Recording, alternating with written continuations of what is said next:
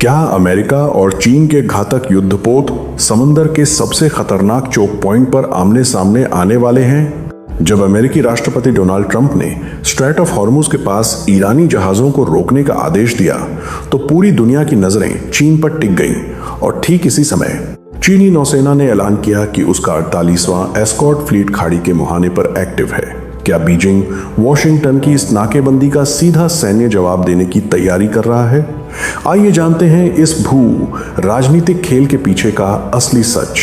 Global energy market और military planners के बीच इस समय हड़कंप मचा है। सोशल मीडिया और मिलिट्री गलियारों में दावा किया जा रहा है कि चीन अपने आधुनिक गाइडेड मिसाइल डिस्ट्रॉयर तांगशान को अमेरिका के खिलाफ मोर्चे पर उतार रहा है। इस बेड़े में मिसाइल फ्रिगेट डॉकिंग और रिप्लेनिशमेंट शिप ताइहू भी शामिल हैं। चीनी सैन्य विश्लेषक इसे इस तरह पेश कर रहे हैं कि चीन ईरान से तेल लाने वाले अपने जहाजों की हिफाजत के लिए तैयार है। चीन ने अमेरिकी नाकेबंदी को खतरनाक और गैर जिम्मेदाराना भी करार दिया है। लेकिन क्या चीन सच में अमेरिका से सीधे टकराने जा रहा है? तथ्य और भूगोल कुछ और ही कहानी बयां करते हैं। सच यह है कि चीन का यह फ्लीट हॉर्मुज से करीब 1500 नॉटिकल मील दूर अदन की खाड़ी में है। इतनी दूरी से तुरंत सैन्य दखल देना नामुमकिन है। इसके अलावा अगर हम तारीखों को देखें तो यह मिशन कोई इमरजेंसी डिप्लॉयमेंट नहीं है। इस 48वें एस्कॉर्ट फ्लीट की घोषणा चीन ने अक्टूबर 2025 में ही कर दी थी, यानी अमेरिका द्वारा ईरानी जहाजों की नाकेबंदी शुरू करने से लगभग 5 महीने पहले।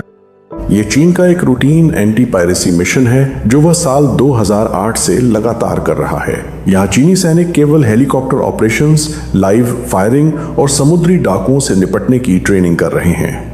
तो फिर इतनी घबराहट क्यों है? वजह है अफ्रीका के हॉर्न पर स्थित जिबूती में चीन का मिलिट्री बेस, जो कभी सिर्फ एक लॉजिस्टिक हब था, आज वो चीनी नौसेना के लिए हिंद महासागर में एक मजबूत प्लेटफॉर्म बन चुका है। चीन अपनी जरूरत का भारी मात्रा में कच्चा तेल इसी रास्ते से इंपोर्ट करता है। इसलिए हॉर्मुज में कोई भी तनाव चीन की आर्थिक सुरक्षा को खतरे में डाल सकता है। भले ही चीन का यह फ्लीट रूटीन हो, लेकिन जिबूती में उसकी मौजूदगी यह साफ संकेत देती है कि चीन अब चुपचाप बैठने वाला नहीं है। वो अपनी ग्लोबल सप्लाई चेन पर नजर बनाए हुए हैं। तो लब्बो-लुआब यह है कि बीजिंग फिलहाल अमेरिका के साथ कोई सीधा सैन्य टकराव नहीं चाहता। अमेरिका की नाकेबंदी का चीन का असली जवाब सैन्य नहीं बल्कि राजनयिक है। चीन बातचीत और युद्ध विराम की वकालत कर रहा है। वह अपनी रणनीतिक अस्पष्टता को बनाए रखना चाहता है ताकि रिस्क भी न लेना पड़े और दुनिया में उसका दबदबा भी दिखे। लेकिन यह एपिसोड दिखाता है कि कैसे महाशक्तियों के बीच बढ़ते तनाव के कारण